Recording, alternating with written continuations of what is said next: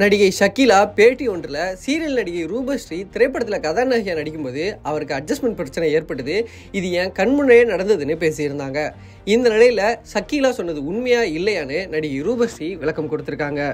கடந்த வாரத்தில் மலையாள சினிமா உலகில் நடிகைகளுக்கு நடக்கும் பாலியல் தொந்தரவுகள் மற்றும் பிரச்சனைகள் குறித்து ஹேமா கமிட்டி அறிக்கை வெளியிட்டிருந்தது. இது மலையாள சினிமாவை பெரிய அதிர்ச்சியில் ஆழ்த்தி இருக்கு. அதனுடைய தாக்கம் தமிழ்லையும் எதிரொலிக்குது.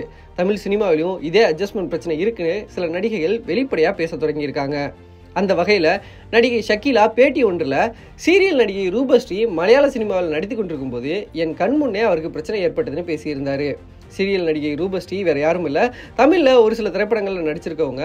விஜய் டிவியில் ஒளிபரப்பான பாரதி கண்ணம்மா சீரியலில் பாரதியின் அம்மாவாக நடித்த நடிகை. அவர் இப்போது சன் டிவியில் ஒளிபரப்பாகி வரும் ரஞ்சிதமே சீரியலில் நடிச்சிட்டு இருக்காரு. இந்த நிலையில் ஷக்கீலா பேசுகையில் மலையாளத்தில் ஒரு படத்தில் ரூபஸ்ரீ கதாநாயகியாக நடிச்சிட்டு இருந்தாங்க. அந்த படத்தில் நான் ஒரு சின்ன கேரக்டர் பண்ணியிருந்தேன். அப்போது ஒரு நாள் இரவு ரூபஸ்ரீ ஒரு ரூமில் தனியாக தங்கியிருந்தாங்க. அதற்கு எதிர் ரூமில் தான் நானும் என்னுடைய தம்பியும் தங்கியிருந்தோம்.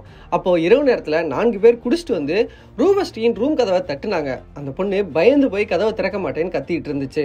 நாங்கள் போய் தான் அந்த நபர்களை விரட்ட பார்த்தோம். அவங்க எங்களை அடித்தாங்க. பதிலுக்கு நாங்களும் தாக்கி அவர்களை விரட்டி அடிச்சுட்டு அந்த பெண்ணுக்கு ஒரு டாக்ஸி புக் பண்ணி அனுப்பி வச்சோம். இந்த மாதிரி அட்ஜஸ்ட்மெண்ட் பிரச்சனை வெளிப்படையாகவே நடக்குதுன்னு பேசியிருந்தாங்க. இது பற்றி நடிகை ரூபஸ்ரீயிடம் தொடர்பு கொண்டு பேசும்போது அவங்க ஷக்கீலா சொன்னதில் சில விஷயங்கள் உண்மை இருக்குது, ஆனால் எல்லா விஷயங்களும் உண்மை இல்லை. நான் மலையாளத்தில் ஒரு திரைப்படத்தில் 2வது கதாநாயகியாக நடித்தேன். அந்த திரைப்படத்தில் நடிகை ஷக்கீலாவும் ரோல் பண்ணாங்க. எப்போதும் ஷூட்டிங் இருக்குது எங்கள் அப்பா என்னோட துணையாக தான் வருவார்.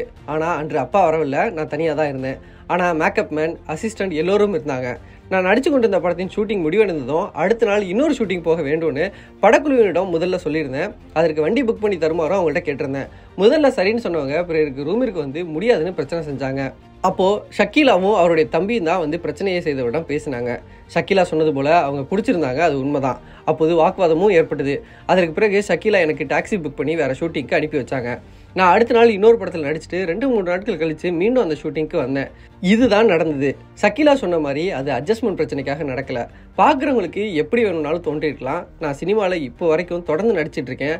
ஆனால் என்னிடம் யாரும் வெளிப்படையாக அட்ஜஸ்ட்மெண்ட் பற்றி பேசியது கிடையாதுன்னு ரூபஸ்ரீ விளக்கம் கொடுத்துருக்காங்க.